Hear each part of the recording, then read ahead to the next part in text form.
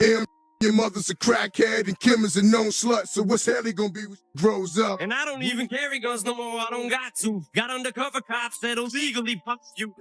Word on the street is that it was Ja Rule's own bodyguard who allegedly sprayed 50 with 9 bullets. That's insane. For years, everyone thought it was a dude named Daryl Homo Baum behind the shooting. Yeah, even 50 believed it. He even name-dropped Homo in Many Men like it was set in stone. But now, boom, plot twist. Detective Bill Courtney says it wasn't Homo at all.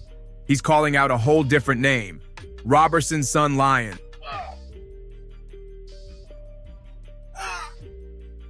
Staring down the barrel at 9.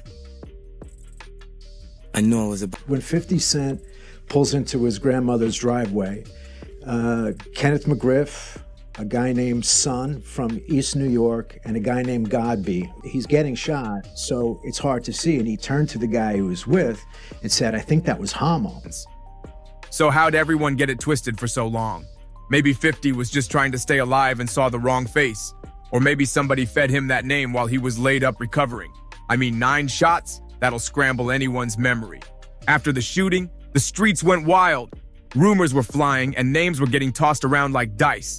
But all that street chatter kept circling back to one man, Roberson Lyons. And get this, just days after 50 got lit up, Lyons was spotted kicking it right next to Ja Rule like nothing ever happened. What? That's when things started looking real shady. Detective Courtney wasn't sleeping on the job. He had ears everywhere. Snitches, club workers, even paparazzi were slipping him info about what was going down behind the scenes. And right after the shooting, he becomes Ja Rule's bodyguard. So I guess that was his bump. You know, after he shot him, he started bodyguarding Ja Rule and went with him everywhere. That's when he found out something major. Ja Rule had actually put Lyons on payroll. Yup, he hired him. That had folks seriously questioning what Ja really knew. People already suspected that Supreme McGriff was pulling strings from the background. But this made folks wonder if Ja was more involved than he ever let on. Maybe he wasn't just keeping quiet. Maybe he was keeping secrets. And all this mess, it goes way back to when 50's guy Troy allegedly robbed Ja Rule. That robbery set the whole thing off. Ja spotted someone from 50's camp in a club one night, and boom, it was on sight from there. Later on, when Ja Rule and 50 Cent crossed paths again at another club, 50 actually tried to cool things down, tried to talk it out like grown men. But Ja wasn't hearing any of it. I ended up getting some good surveillance photos from a source of mine. I used to have paparazzi guys give me photos, and I'd say, don't concentrate on the rapper, concentrate on all the guys around him, get me good photos. Robbed Ja Rule. And I'm in a club, and I see the I'm like, hey, what's up? He see me kicking it with the nigga who robbed him, and he feel like, oh, shouldn't speak to this dude because I know the kid robbed him. He was convinced 50 had something to do with that robbery, and that's all he needed to ride the beef harder than ever. The vibe turned from cold shoulders to full-on battle. People were whispering, why even talk to 50? Just because his boy was tied to the robbery. But behind closed doors, the story wasn't that simple. Word is, 50 felt like he got played by Murder Inc. I don't believe you. Put all your lives on the line. It all kicked off during the shoot for his track. That's when folks from Murder Inc. supposedly shaded him, acted like he didn't even matter. That moment, that's when the switch flipped. From that point on, 50 wasn't playing around. In 1999, he clapped back with a diss track called Life's on the Line, and he didn't hold nothing back. He went straight for Ja Rule and Murder Inc. like he had a score to settle, and he did. Meanwhile, Ja Rule's career was on fire. Let me let these I ain't got to spit shit at these clowns, these chumps. His debut album, Veni Vedi Veci, was going platinum, and it felt like the whole industry was in his pocket. You couldn't turn on the TV or radio without seeing his face or hearing his voice. He had the spotlight locked down. But in 2000, everything exploded. Both Ja and 50 were booked at the same nightclub in Atlanta. Sounds like a regular night, right? Wrong! Like 5 of us and 5 of them and getting it on and fighting and bond. Some way, somehow, the lights got hit off, know what I mean? And I wasn't letting nobody get to their gun to pop me, know what I mean? So I started poking niggas, straight up and down. A few words turned into yelling, and next thing you know, fists were flying. It was no longer rap beef, it was real-life smoke. Later that same year, things got even more out of control. 50 was recording at the iconic Hit Factory studio in New York when Ja Rule and his crew pulled up deep. Somebody must have tipped Jaw off because they weren't showing up to patch things up. Nah, they came through looking for battle. That night ended with 50 Cent getting stabbed, and fingers were instantly pointing at Murder Inc. From that point on, it was clear. This beef wasn't dying anytime soon. From 99 to 2002, the tension just kept rising like steam in a kettle about to blow. Woo! Yeah. Then came 2002, and Wanksta. The whole game changed. The streets were saying 50 aimed that track straight at Ja Rule. And whether he did or not, the fans believed it. That song went crazy, shooting up the charts and landing at number 13 on Billboard. That's when Ja realized this wasn't just some rap drama anymore. 50. What's the definition of a wankster, man? I mean, what is that? Ja Rule, Irv Gotti. I'll tell you personally, the Murder Inc., the people that you see like Irv, Ja, the people that are involved in the business aspect are bitches like these. He had a real threat on his hands. Murder Inc. wasn't about to just eat the L and keep it moving.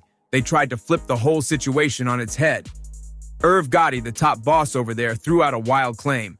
He said 50 Cent filed an order of protection against him and Ja Rule, basically trying to paint 50 as a snitch or some kind of undercover. That accusation had people talking. But 50? He clapped back immediately. He denied the whole thing and made it clear he didn't file nothing. And guess what the truth was?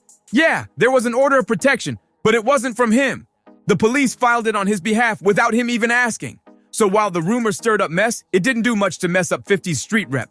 But don't get it twisted, the battle was still raging. Right after that drama, boom, 50 got shot. And while he was out the spotlight trying to recover, Murder Inc. went full force. They were everywhere. Radio, TV, charts, you name it, they were owning it. Meanwhile, 50 was getting shut out. The industry blacklisted him like he didn't even exist. Folks didn't want nothing to do with him. They said he was too dangerous. It got so bad that 50 had to head up to Canada just to find a studio that would let him record. Scuffle. It was nothing big. Yes, sir. But he felt the need, to go to the cops. And press charges. Mr. Jackson, that as a result of the above described conduct, informant suffered lacerations. Informant! Ja Rule and his crew were convinced it was over. They thought they'd finally shut him down for good. And when 50 dropped that Guess Who's Back mixtape, it didn't go viral right away. Ja didn't even flinch. He thought 50 was still down and out. But then came the twist nobody saw coming. In 2002, 50's lawyer passed a copy of the mixtape straight to Eminem's manager, Paul Rosenberg. And when M hit play, game over. M was shook in the best way. That tape had raw energy, no filter, and straight heat. Eminem wasted zero time. He flew 50 out to LA to link up with him and Dr. Dre. And just like that, the game changed. 50 walked out of that meeting with a $1 million record deal. He was now officially part of Shady Records and Interscope. His comeback wasn't just real, it was unstoppable. Now that 50 was rolling with M and Dre, he wasn't just a rapper from the block anymore. He was moving like a power player. And Ja Rule, he was pissed. To him, Eminem backing 50 felt like the ultimate betrayal. I heard some dudes from over on such and such said they're trying to kill you or they're gonna get at you. I'm like, so what? So what did Ja's camp do next? They thought they could press Eminem too, like he was soft, just a studio rapper with no street weight. They figured he'd fold under pressure, but what they didn't realize, M wasn't built like that. Trying to punk him was a waste of time. While Ja had heavy hitters like the Supreme Team riding with him, Eminem had his own wild card, the Samoan gangs. Back in 2003, M linked with the legendary Booyah Tribe for their track 911. And if you listen close, M wasn't holding back. He made it clear exactly who had his back. Eminem dropped the line, "Everywhere we go, people know we roll deep as 40, 50 Samoans." And that wasn't just a catchy bar. That was a warning shot. He was letting everybody know. He had serious muscle behind him. I blocked the nigga till he fell into M and Dre's lap. Damn. Are you serious? Yeah, labels would call me, be like, yo, if you with him, I ain't with you. And they be like, we ain't with him then, Gotti, forget it. And it wasn't just for show. See, that 911 track wasn't just another feature. It ran way deeper than rap. The Booyah Tribe wasn't some random group of artists. They had real ties to the Sons of Samoa, one of the most respected and feared Samoan gangs out in LA. And if you know anything about them, you already know they don't play around. They might keep it cool and laid back on the surface, but if things pop off, they go all in. When provoked, it's not just a fight, it turns deadly quick. So anyone who thought Eminem was soft or easy to scare clearly had no clue what kind of firepower was standing behind him. While Ja Rule was still trying to muscle his way through the beef, M had already made it crystal clear. 50's had a lot of stuff out. Right. You know, and just been making noise. And I heard about 50 a couple years ago and just basically been following through the whole thing. And I'm just now in the position where I can start signing my own groups and signing my own acts and stuff like that. He wasn't folding. He wasn't going to let anyone run him off or press him into silence. Then in 2020, Maganja, Booyah Tribe's own nephew, spilled some serious tea. He said his uncles weren't just hopping on a track with M for clout. They were actually doing security for him. That's right. Slim Shady wasn't just out here protected by his rhymes. He had real street muscle backing him up. Deal's giving 1.5, maybe 1.7 million. Eminem gave him $1 million. But you got Eminem and Dr. Dre. And it gets even wilder. Eminem was getting extorted by the LA Crips at one point. This wasn't no made-up rumor either. In the street world, they call it checking in. When a rapper or celeb touches down in a city with gang territory, especially LA, they're expected to pay respect or run the risk of things going sideways. Most artists check in quietly. The few who don't, they usually find out the hard way. But Booyah Tribe wasn't letting that happen. They stepped in, shut down all the extortion talk, and made it known nobody was gonna mess with Eminem while they were around. That 911 collab, it wasn't just a banger, it was part of the real-life agreement that kept M safe while moving through the city. That track was backed by loyalty, protection, and street respect. This might just explain why Eminem never flinched, not even when Suge Knight popped up. One wild moment went down during the filming of 50 Cent's legendary Inda Club video. Check in, nigga. Imagine, nigga. I'm gangster, nigga. Straight up. Chris. Boy, sure. Out of nowhere, someone shouted, "Suge Knight is here!" And just like that, panic hit the whole set, and of course, Suge didn't pull up solo. Nah, he rolled deep, about 30 dudes strong, allegedly connected to a Mexican gang. Straight intimidation tactics. Suge was doing what he always did, crashing spots uninvited, flexing his power, trying to remind everybody who ran the streets back then. Folks were scrambling, crew members ducking out, artists getting tense, but Eminem, he didn't budge. He stood outside cool as ever like, "What's up?" No fear, no hesitation. He was just posted, ready if things went left. And that wasn't even a one-time thing. So Eminem was getting extorted by some Crips. Meaning that they're saying you can't come out here unless you pay us, or... Yeah, maybe like he was paying them money and just like getting bullied. I don't know the exact details. Yes. Go back to the 2001 Source Awards, a night already known for being straight up unpredictable. M was performing with D12, and the whole vibe was tense. Normally, artists have their bodyguards close, right? Not that night. Suddenly, security rules got changed. Bodyguards had to sit away from the talent. It felt like a setup waiting to explode, but Eminem stayed locked in, focused, and calm. He wasn't about to get shook in front of the industry. That setup left M wide open, and Suge's crew wasted zero time moving in. According to Eminem's ex-bodyguard, Big Naz, everything turned sketchy real quick. A group of intimidating dudes in all red shirts started closing in, clear signs they were tied to the Bloods, the same gang Suge had major ties with. Big Naz saw it instantly. He wasn't about to sit back and let something go down. He darted across the venue, pushing through the crowd just to get to M before things went left. In his own words, it was obvious. These guys didn't show up on their own. Suge sent them to rattle the situation. But hold up, that still wasn't the wildest part. This is why I always respected Eminem, 50, and with us. So Suge came, he had some Mexican. Now we from New York. You ain't never seen a with a tattoo on his forehead. He just lights the cigar, and it's the Suge. He light the cigar, and he trying to see what you gonna do. So Eminem, 50, everybody outside. It was a classic Suge move. The tension between Eminem and Suge exploded again, and this time it wasn't at an award show. It was all the way out in Hawaii. According to Big Nas, they got tipped off with some serious intel. Suge wasn't just playing games anymore. He was allegedly plotting to hurt Eminem during what was supposed to be a chill private trip. This wasn't just rap beef, it was real-life danger creeping in. This wasn't just some phone threat or random tough talk, we're talking real danger. Word is, Suge Knight sent over 50 men from LA all the way to Hawaii just to crash a chill gathering that was supposed to include Eminem, Snoop Dogg, and Dr. Dre. What should have been palm trees and good vibes turned into full-on paranoia. The second the jet touched down, everything flipped. Forget laying out on the beach or sipping drinks. M and his squad went straight into survival mode. It was go time. Bulletproof vests, mandatory. And the heat stayed close. Nobody moved without a firearm nearby. It wasn't a vacation anymore. It was like a war zone wrapped in sunshine. The tension got so thick that even the Honolulu Police Department had to jump in. Officers were personally assigned to shadow M, Dre, Snoop, and even their wives. That's how serious it got.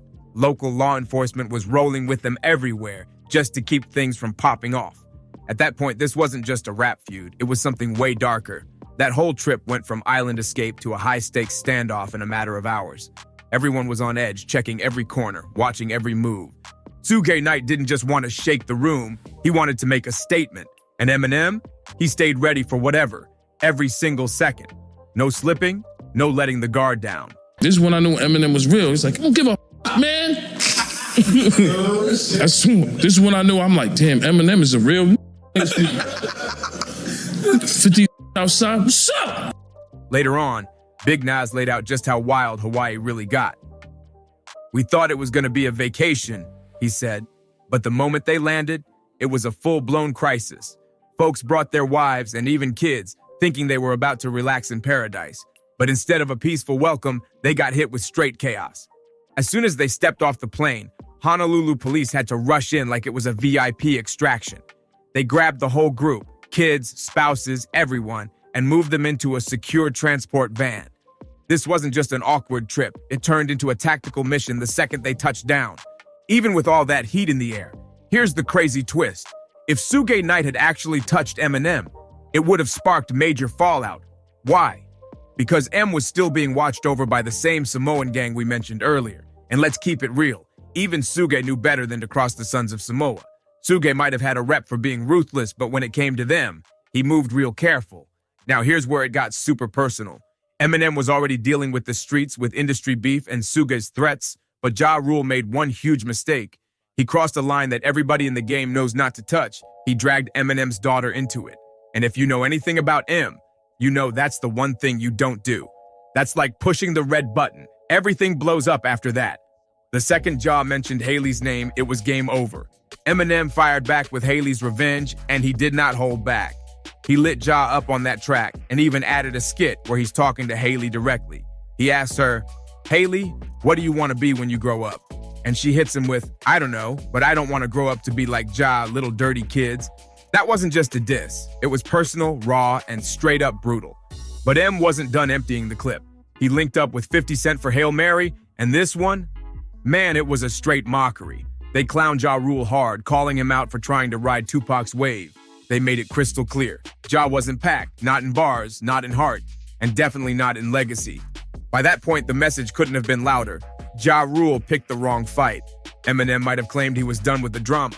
But let's be real, when it came to Ja, he wasn't finished yet. Even after all those years, Eminem just couldn't let it slide. Fast forward to 2018, he dropped Kamikaze. And M was cut off on his way to his seat, and all these guys in red shirts surrounded him. And I'm looking at M's face, and I'm looking at these guys. I'm like, something ain't right. And yep, slid in a sneaky jab straight at Ja Rule. Just a little reminder that the disrespect was still very much alive. M hadn't forgotten, and definitely hadn't forgiven. Meanwhile, Ja Rule's career never really bounced back. He went from platinum plaques to becoming the punchline, especially whenever 50 Cent or Eminem come up. And in 2023, Ja cranked the weirdness to a whole new level. During his performance at the 2023 BMIR and B Hip Hop Awards down in Miami, J. Rule showed up on stage tied to a wooden column, looking like he was being crucified. No joke, he was up there performing his 2000 hit One of Us while gospel-style singers in white church robes surrounded him, and a glowing sunset played behind him on giant screens. The whole thing looked like a wild church play. 50 Cent saw the footage, and you already know he couldn't let that pass. In classic 50 fashion, he jumped on Instagram and torched him. He posted the video clip with a savage caption. Look at this ish. Headass think he Jesus. WTF. You can't make this up. LOL. So stupid. Oof, that was brutal. And of course, 50's crew was right there for the roast session. Tony Yayo and Uncle Murda dove straight into the comments. flooding it with laughing emojis and non-stop clowning. This wasn't light trolling. It was an all-out comedy roast in front of the world. But here's the twist. Not everything stayed hostile forever. After over a decade of back and forth, something happened that nobody saw coming. 50 Cent and Ja Rule ended up on the same flight. Yup, same plane, same aisle, same air, and somehow it didn't blow up into chaos. No shouting, no fighting, just silent tension cruising at 30,000 feet. After the flight, Ja Rule even hit Twitter with a light joke saying something that hinted maybe they were both too grown to keep the beef alive forever. Maybe, just maybe, it was time to finally let it rest. But knowing these two, that silence might just be the calm before the next clapback. But come on, you already know 50 Cent wasn't gonna let that plain moment slide without dropping his version of the story. Of course he had something slick to say. In a later interview, 50 couldn't resist. He claimed Ja Rule was shook the whole time they were on that flight together. According to 50, he kept walking up and down the aisle on purpose, just to mess with Ja's head, like a quiet power play midair letting him know who was really in control. But Ja Rule wasn't about to let that slide either. He pulled up on Vlad TV and shut it down quick. He said he was knocked out the entire flight, dead asleep, and had no clue what 50 was even talking about. According to Ja, it was just another one of 50's classic stories, pure cap. Now let's get into one of the most legendary petty moves 50 Cent ever pulled, and that's saying a lot. It all started when 50 posted a savage screenshot on Instagram. It showed Ja Rule's concert tickets being sold on Groupon. And if you know anything about Groupon, that's the discount app folks use when business is slow or seats aren't selling. Seeing Ja's name on there, that was like a billboard screaming, "Ain't nobody showing up." But 50 didn't stop there. He took it to a whole new level. The tickets were just $15 each, so 50 decided to buy 200 front row seats. But not to fill them up, not to give them away, not even for charity. He bought those seats just so they'd be empty. Yep, you heard that right, empty on purpose. Picture it, Ja Rule hits the stage, ready to hype the crowd, ready to perform. And what does he see? The whole front section is a ghost town. No fans, no energy, just dead space. And then right there in the middle of the silence, one guy, cool as ice, sitting all alone, munching popcorn like it's a movie premiere. And who was it? Of course, 50 Cent. That wasn't just trolling, that was next level pettiness. A savage stunt that turned a concert into a punchline and made sure Ja Rule never lived it down. The internet lost its mind. Memes, videos, non-stop jokes, it was everywhere. Folks couldn't believe just how far 50 Cent went with the trolling. It wasn't just petty, it was petty genius. Some called it savage, some called it hilarious. But no matter what side you were on, one thing was clear. This became one of the most viral moments in hip-hop beef history. 50 made sure Ja Rule felt that silence deep in his soul. That empty front row, it echoed louder than any diss track ever could. He completely roasted Ja Rule. This had to be one of the pettiest, most over-the-top stunts anyone ever pulled in rap beef. And just when it looked like the dust was settling, 50 jumped back on Instagram and cranked the sarcasm to 100. He posted another pic, pretending to hype up the concert he sabotaged with the caption, "What a show. I mean, just effing great. Do it again. My kid went to the restroom." Pure troll mode. He was clowning so hard, social media couldn't catch its breath. People were crying laughing, reposting the clip, and turning Ja Rule's concert into meme history. Ja tried to clap back, saying 50 was making the whole ticket stunt up. But at that point, it was way too late. The internet had already crowned 50 Cent as the king of pettiness. Ja could talk all he wanted, but the damage was done. Memes had flooded the timeline, and no spin could save the narrative now. And 50? Oh, he wasn't about to stop there. He kept the disrespect rolling, not just online, but in real life too. In one interview, 50 Cent delivered a savage moment that had people's jaws on the floor. It started off innocent. The host casually asked if 50 was ever a fan of Ja Rule's music, like had he ever danced to one of his tracks. Awkward silence hit instantly. The interviewer tried to walk it back with a nervous "no," realizing he might have just poked the beast. But 50? He pounced. No mercy, no chill. He clapped back hard, basically saying Ja Rule's whole career was cooked. He didn't sugarcoat a thing. He just laid it out like, that man's done. You could feel the tension through the screen. It was like 50 wanted to make sure the final nail got hammered in that coffin. He wasn't just trolling, he was making a statement. From diss tracks to petty Instagram antics to full-on real-world stunts, this beef became more than rap. It turned into a masterclass in strategic humiliation. And that's a wrap on one of the wildest, messiest, and most unforgettable feuds in hip-hop history. If you were locked in and loving this saga, make sure to like, comment, subscribe, and share this video with your crew. Drop your thoughts in the comments. Are you Team 50 or Team Ja Rule? Who do you think came out on top? And don't forget to hit that bell icon so you never miss another wild story like this. We've got plenty more coming your way. See you on the next one.